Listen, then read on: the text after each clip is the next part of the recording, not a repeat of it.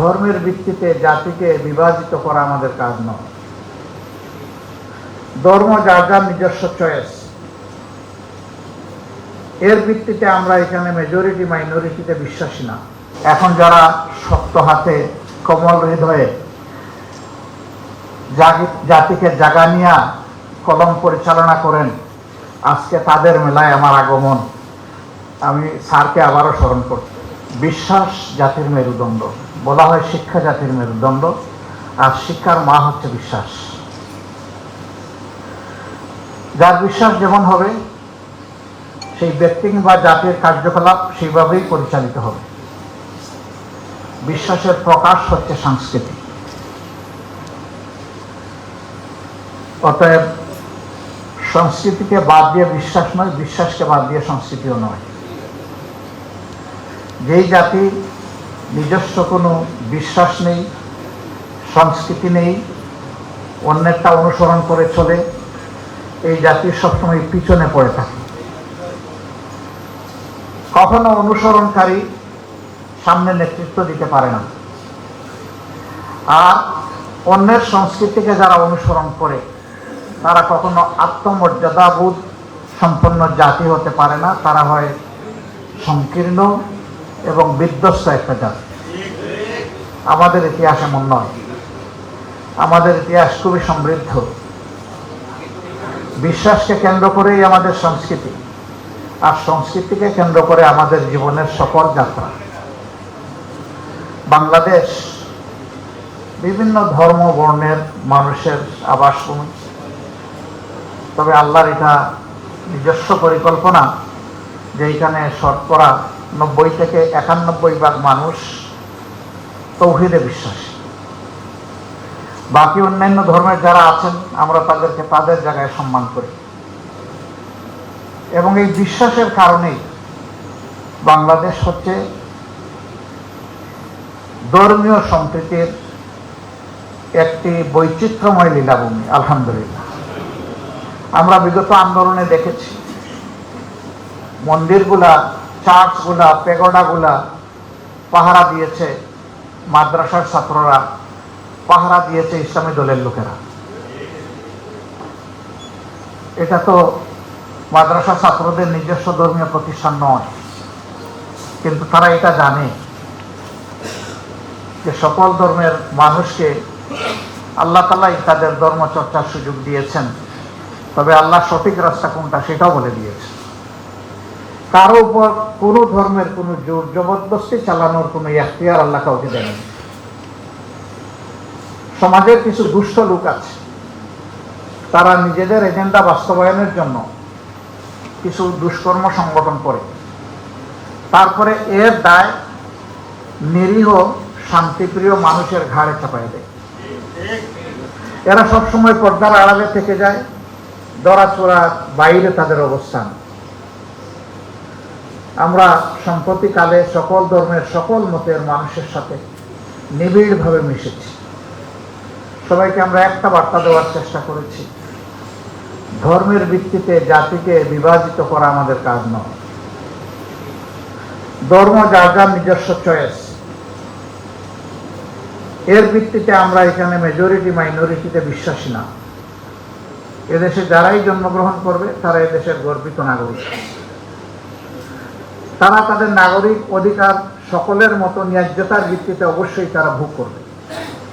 তাদের নাগরিক অধিকারের সামান্য চিহ্নটুকু কেড়ে নেওয়ার অধিকার কারণে আমরা আরেকটা কথা তাদেরকে অনুরোধ করেছি। দীর্ঘ অর্ধ শতাব্দীর ঊর্ধ্বে হয়ে গেল বাংলাদেশ স্বাধীন হয়েছে। এই দীর্ঘ সময়ে যারা কুমতলব হাসিলের জন্য বিভিন্ন ধর্মের মানুষের উপরে জীবনের, ইজ্জতের, সম্পদের উপরে আক্রমণ চালিয়েছে, আপনারা দয়া করে তাদের নাম খুলাসা করে দিন। আপনারা সাদাকে সাদা বলুন, কালোকে কালো বলুন, তাহলে কালোরা সাদা এপ্রন গায়ে দিয়ে সমাজে আর বিচরণ করতে পারবে না। তারা সমাজের কাছে ধরা পড়ে যাবে। আমরা তাকে স্পষ্টভাবে তাদেরকে এটাও বলেছি, সেই কালো ব্যক্তিটি আমি হলে আমার নাম বলে দেন, কোনো অসুবিধা নেই, সমাজ আমাকে চিনে ফেলুক।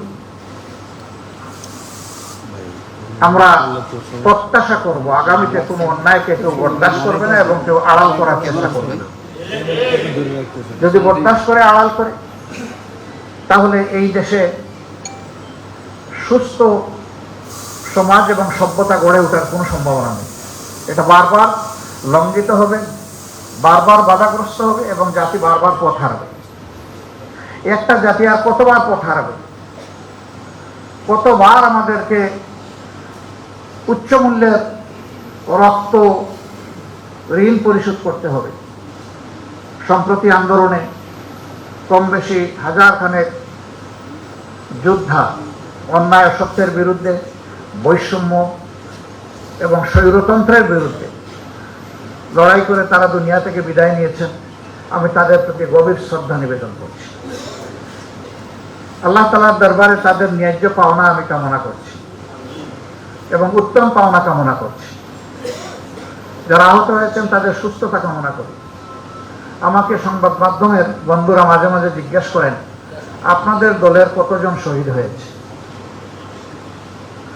আমি বলি, যারা রাস্তায় নেমেছিল তারা কেউ তাদের বুকে দলীয় লোগো টানিয়ে রাস্তায় নামেনি। তারা গভীর দেশপ্রেম এবং দায়িত্ববোধ দিয়ে রাস্তায় নেমেছে।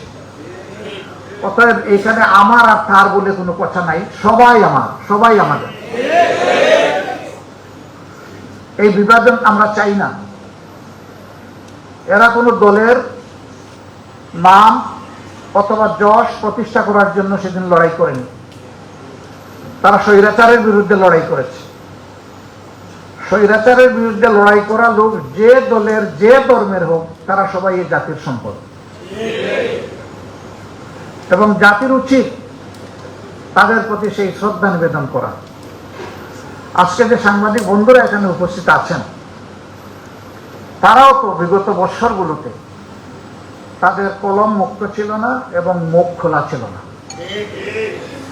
তাদের কলমকে থামিয়ে দেওয়া হয়েছিল, নিয়ন্ত্রণ করা হয়েছিল কঠোরভাবে, আর মুখে ঝুলানো হয়েছিল অদেখা তালা।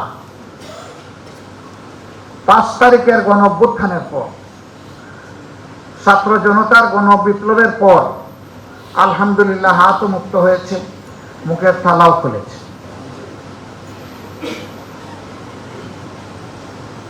আমরা চাই সমাজের এই গুরুত্বপূর্ণ স্তম্ভ, এটা তাদের বিবেক অনুযায়ী তারা দায়িত্ব পালন করুক, সত্যকে সত্য হিসাবে তুলে ধরুক এবং নিঃসংকোচে তুলে ধরুক। সেটা যার পক্ষে হোক আর যার বিপক্ষে হোক। তাদের কলম মুক্ত থাকুক, তাদের মুখটাও খোলা থাকুক। সাংবাদিকদেরকে বলা হয় জাতির বিবেক, মিডিয়াকে বলা হয় দর্পণ। আমরা ঠিক এক জায়গায় তাদেরকে দেখার ব্যাপারে প্রত্যাশী, আগ্রহী। সম্মানিত বন্ধুগণ, আজকে এখানে সাংস্কৃতিক ফ্রন্টের আয়োজন। আমাদের সংস্কৃতি ভুলিয়ে দেওয়ার অনেক অপচেষ্টা করা হয়েছে, কিন্তু একটা কথা মনে রাখতে হবে, যে দেশের মানুষের ঘুম ভাঙে আজান শুনে, সেই দেশের মানুষের অন্তর থেকে বিশ্বাস এবং বোধ ছিনিয়ে নেওয়া অত সহজ নয়। এই জায়গাটার মূল অনেক গভীরে। এটি ব্যঙ্গের ছাতা নয় যে আস্তে করে তুলে ফেলা যাবে। এটি 1000 বছরের বটবৃক্ষ। তার মূল অনেক গভীরে, টান দিলেই উপড়ে ফেলা যাবে না। এই 15.5 বছর বহু কসরত করা হয়েছে, বিভিন্ন সংস্কৃতি আমদানি করা হয়েছে, চাপিয়ে দেওয়ার চেষ্টা করা হয়েছে। আপনারা দেখেছেন এক রাতে সমস্ত চাপিয়ে দেওয়া সংস্কৃতি ধ্বংস হয়ে গিয়েছে। মানুষের দেহের উপর জোর চলে, চাবক চলে, মনের উপর জোর এবং চাবক অচল। মন মানুষের সব সময় তাজা থাকে, আর সংস্কৃতির সাথে মানুষের সম্পর্ক হচ্ছে মনের সম্পর্ক। আমি সংস্কৃতি অঙ্গনের এই সমস্ত যোদ্ধা ভাইদের প্রতি সম্মান জানাই এবং আহ্বান জানাই, কোন স্বৈর শাসকের লাল চক্ষু যেন তাদের কলমকে থামায় দিতে না পারে, তাদের কণ্ঠকে যেন স্তব্ধ করতে না পারে। চিন্তার জগতে কোনো আপোষ নেই, সত্য কথা বলার জগতে কোনো আপোষ নেই, জাতিকে জাগিয়ে তোলার ব্যাপারে কোনো আপোষ নেই, সত্য প্রকাশে কাউকে পরোয়া করার কোনো প্রশ্ন নেই। এই জায়গা থেকে যদি বলিয়ান হয়ে আমরা সামনের দিকে আগাতে পারি, ইনশাআল্লাহ জাতি পথ হারাবে না। কিন্তু জাতির এই পাহারাদাররা, মনস্তাত্ত্বিক পাহারাদার যারা, তারা যদি তাদের দায়িত্ব সঠিকভাবে পালন না করেন, তাহলে এই জাতি বেশি দূর আগাতে পারবে না। আসুন আমরা মানব জাতির মুক্তির মঞ্জিলের জন্য যেই বিপ্লবের সূচনা করেছেন মহানবী মুহাম্মদুর রাসূলুল্লাহ সাল্লাল্লাহু আলাইহি সাল্লাম, তার দেওয়া আমানতকে বুকে ধারণ করে আমরা সামনের দিকে এগিয়ে যাই। ইসলাম শুধু মুসলমানের জন্য নয়, আল্লাহ তাআলার অ্যাপ্রোচ হচ্ছে শাহরু রমাদানাল্লাযী উনজিলা ফীহিল কুরআন হুদাল লিন-নাস। পবিত্র রমজান মাসের কথা আল্লাহ উল্লেখ করে বলছেন, কোরআন এই মাসে নাজিল করেছি গোটা মানবতাকে পথ দেখানোর জন্য। এই মানবতার মধ্যে সবাই আছে। এই জন্য এই ভারতবর্ষ, মুসলমানরা শ বৎসর তারা শাসন করেছে, কিন্তু সেখানে কোনো অশান্তি ছিল না। মুসলমানরা সংখ্যা লঘিষ্ঠ ছিলেন, তারপরেও তাদের শাসন শতাব্দীর পর শতাব্দী ভারতবর্ষের আপামর জনগণ মেনে নিয়ে তারা আনন্দিত ছিল। কিছু গাদ্দার, কিছু বিশ্বাসঘাতক ভারতবর্ষের এই শান্তিকে তছনছ করে দিয়েছে, যার কুফল 190 বছর এই জাতিকে ভোগ করতে হয়েছে। তারপরেও স্বাধীনতা পেয়েও আমরা স্বাধীনতা পেলাম না। এরপরে আবার আমরা স্বাধীন হলাম, তার স্বাদ ভোগ করতে পারলাম না। বঞ্চিত এই জাতিকে এখন জাগতেই হবে। অধিকার কেউ গড়ে এনে দিবে না, লড়াই করে আদায় করতে হবে। এবং আমরা চাই প্রত্যেকটি নাগরিক তার ন্যায্য অধিকার পাক। এখানে কোনো রাজনৈতিক জমিদারি আমরা বরদাস্ত করব না। রাজনীতিবিদরা হবেন জাতির শ্রেষ্ঠ সেবক, এর বাইরে তাদের কোনো পরিচয় নেই। রাজনীতিবিদরা কখনো দেশের মালিকানা দাবি করতে পারবেন না। যারা এই মালিকানা দাবি করেছেন, যুগে যুগে তারা চরমভাবে অপদস্থ হয়েছেন। যারা এই দেশের মানুষকে নিজেদের প্রজা মনে করেছেন, আল্লাহ তাদের সম্মান উঠিয়ে নিয়েছেন। আর যারা মানবতাকে সম্মান করেছে, শ্রদ্ধা করেছে, আল্লাহ তাআলা তাদের সম্মান বৃদ্ধি করে দিয়েছে, তাদের শক্তিকে সংহত করেছে। আল্লাহ সাহায্য তাদের পিছনে এসেছে। আমরা আল্লাহ সেই সাহায্যের প্রত্যাশী। এমন একটা জাতি আল্লাহ তাআলা আগামী দিনে আমাদেরকে গড়ার তৌফিক দিন, যেখানে মানুষে মানুষে কোনো ভেদাভেদ থাকবে না। প্রত্যেকটি মানুষ তার দেশের পরিচয় দিয়ে দেশে এবং প্রবাসে, বিশ্বে সকল জায়গায় গর্ববোধ করবে।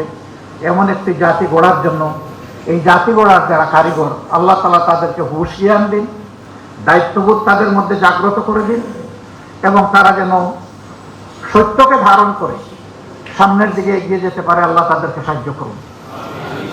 আমরা মজলুম সংগঠন, বারবারই বলি, সবাই স্বীকার করে আমরা মজলুম সংগঠন, কিন্তু আমরা মজলুম হওয়ার জন্য আমরা মানসিকভাবে বিধ্বস্ত নই। আমরা বিধ্বস্ত হলে এই তরি উল্টা স্রোতে বয়ে নেওয়া আমাদের পক্ষে সম্ভব হতো না। এটা আমাদের কাজ নয়, এটা স্বয়ং আল্লাহ রাব্বুল আলামিন আমাদেরকে দিয়ে করিয়েছেন। এই জন্য আমাদের তামাম তাওয়াক্কুল আল্লাহ তাআলার উপর। আমরা প্রত্যাশা করি দেশের মানুষের ভালোবাসা। আল্লাহ তাআলা আমাদেরকে সাহায্য করুন। হাসবুনাল্লাহু নি'মাল ওয়াকিল, নি'মাল মাওলা ওয়া নি'মান নাসির। আসসালামু আলাইকুম।